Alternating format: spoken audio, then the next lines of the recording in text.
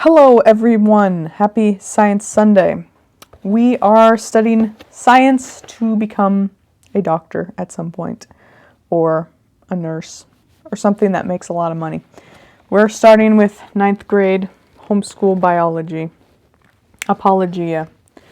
Yeah, it's kind of interesting.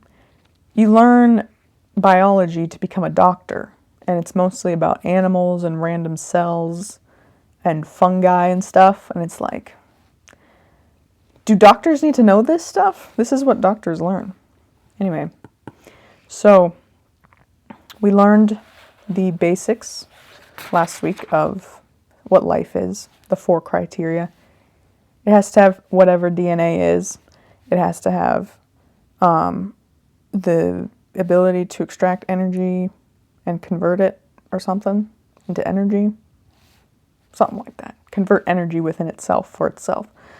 And then it has to be able to respond to danger, which I can't do, so I guess I'm not life. And then it has to be able to reproduce. And then when they got to the reproduction part, they were saying that a donkey and a horse can reproduce a mule, but mules can't reproduce, but their cells can reproduce, so I guess they're still considered life. A mule is. But the first thing is we talked about the DNA. Nobody knows what DNA actually is. Converting the energy is called metabolism. There's anabolism and catabolism. And anabolism takes the energy and makes it into larger chemicals, and catabolism converts the chemicals into energy. It's like, okay, what does that mean? Who's doing this? What's happening in my body? Like, what's doing that? I don't even know. No one can see it. They're just assuming, I guess, that that's what's happening. And then plants use photosynthesis. They take it from the sun, which means that everybody gets their energy from the sun. Where does the sun get the energy? Who's giving energy to the sun? Poor guy. And then herbivores take their energy from the plants, which take their energy from the sun, and then carnivores take their energy from the plants. No, from herbivores take from the plants, which take from the sun. Carnivores take from the herbivores, who take from the plants, who take from the sun. So and then omnivores take from both. And why did we decide to categorize it like this? And then there's other ways to categorize it. There's the producers, which is still the plants, the consumers, which is all the rest, and then the decomposers, which is the fungi, who eat the producers produce food, the consumers eat the food, and the decomposers break down the dead food. So, to me, when I hear that, I think producers and decomposers are actually, they're contributing to society. And then the consumers, which is what we are, of course, we're just taking. We don't really produce anything. We don't really, like, what's our purpose? But that just tells you that the whole earth was created for us. We were not created for the earth. So that's how it works. Then they also categorize it as autotrophs and heterotrophs. Autotrophs is organisms that are able to make their own food, and heterotrophs, organisms that depend on other organisms for their food. Which again is like, you're just a consumer. You don't produce you're not contributing to society at all. But that's what we are. So we're kind of takers. It makes me feel useless as a human. But obviously, God had a reason to create us. The ability to respond to danger. And it says that all life forms have receptors. No, maybe not all. Typically, they accomplish this feat with receptors. Not always. But they're able to respond to their surroundings. And that's why when you touch a hot stove, you react. So, I guess I am a life form then. Because I do that sometimes. And then there's reproduction. There's the asexual and the sexual reproduction. Apparently some life forms can just reproduce. Just snap their fingers and have a baby. So they can just do it all on their own. That's a little weird. Probably like bacteria. I don't know. Mutation is so when you reproduce, your kid is supposed to look like you, somewhat. But if there's a mutation, then they don't, and something went wrong. So, I don't know how that happens. And then they said they were talking about life's secret ingredient. By the way, this is Apologia. Did I mention that? Apologia by credit to Dr. J. Weil and Marilyn F. Durnell. It's for ninth graders, but it's still interesting. And yeah, I've already read this, but I also forgot all of it, so it's good to read again. So life's secret ingredient is like, okay, you throw all this stuff together, those 4 criteria, including DNA, which is the instruction manual.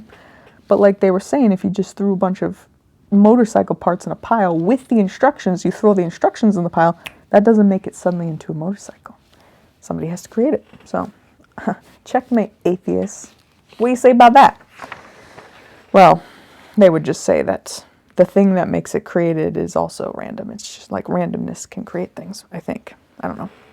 You don't want to misconstrue what they're saying. Okay, then there's the scientific method, how we figure out things. You come up with a hypothesis. You test it, it becomes a theory. You test it over many years, it becomes a scientific law. And then even when it becomes a scientific law, it could still not be true. So, who do you believe then? That's just kind of hopeless then, because there were things that they believed for 2,000 years, like not washing your hands, which I thought, it's like, come on, guys. The guy Samuel Weiss, who figured out that you need to wash your hands to not kill your patients in the hospital, and they didn't like him. He ended up never getting credit for his work until after he died. So justice for that guy. But it's like, I know that you guys lived a long time ago, but what really is it that hard to know that you're supposed to wash your hands after touching dead bodies? Whatever. If I lived in that day, I probably wouldn't have washed my hands either. In fact, maybe Samuel, whatever his name, Samuel Weiss, maybe he was wrong. However you pronounce his name. Maybe he's wrong. Maybe you're actually not supposed to wash your hands. He came up with a theory, and he could be wrong, because there's the other theory about spontaneous generation, which everybody believed back in the day, or a lot of people did. And they thought, they would see the maggots on the meat, and they thought that maggots just came out of nowhere. But then you figure out that somehow the maggots got on there through insects, because I think maggots are insect eggs or something. So then they thought, well, the microorganisms, the organisms that you can't see, those can be created out of nothing. Spontaneous generation is the ability to, life just appears out of nowhere, out of non-life, somehow. And people still believe it, or they believe that it happened back in the day, before we were born, like in 1994. Just kidding. A little longer ago than that. But the microorganisms, they're like, okay, maybe the maggots didn't come out of nowhere, but the microorganisms came out of nowhere. And they thought that because, I don't know, a bunch of French people, there's a whole story. They were like fighting about it. And it basically ended with this guy named Pasteur. I feel like this French. He just sounds French. He figured out how to do the curve thing.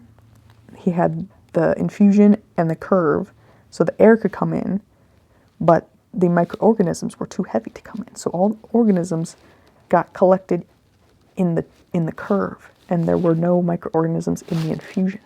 In the chicken broth is what they used. They called it an infusion to try to sound fancy, but it was literally just chicken broth.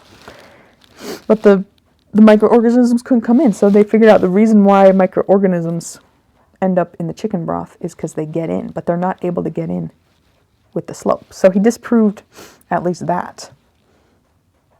But people still believe in it. People still believe in spontaneous generation. But hey, maybe they're right. Maybe not life forms can be created out of non-life forms. It's just obviously God that makes it happen.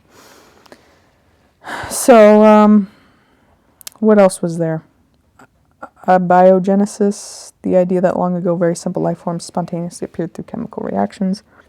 And that's what people still believe. I don't know if that's what people who believe in evolution believe, in spontaneous generation, or if it's just some people. Anyway, okay, then there's more classifications. There's the way they classify all life forms. This is crazy. Kingdom, phylum, class, order, family, genus, is that how you pronounce it? And species, which is the only one that anyone ever talks about in normal conversation. Maybe kingdoms, but nobody ever talks about phylums or classes, or orders or families or genus. Like, I've never heard anybody say. That's from the genus frog, which is a species, apparently. But it's like, who came up with this? They came up with this, and then apparently there's sub-orders, sub-families. Who went through all of the life forms that in existence and came up with this? That's crazy. But you know what's funny? So the kingdoms is the main one that people, it's like 5 different kingdoms. Monera, is that, I don't even know how to pronounce these. Monera, Protista, fungi, plantae, and animalia. And come on, fungi, plantae, animalia, that's all of them. But apparently there's 2 more, Monera and Protista. Where did those come from? Nobody even knows what those are. It's bacteria and some other thing, whatever Protista is. But why do they get their own category? I think Animalia should have all of the categories, because there's way more of us. We're it. The animals of the world, we're it. I get separating plants and animals, and fungi maybe. Fungi, you can throw them in with the plants. But Monera, no one even knows what that is. Protista, nobody even knows what that is. Nobody even knows how to pronounce it. They don't need their own category. Come on.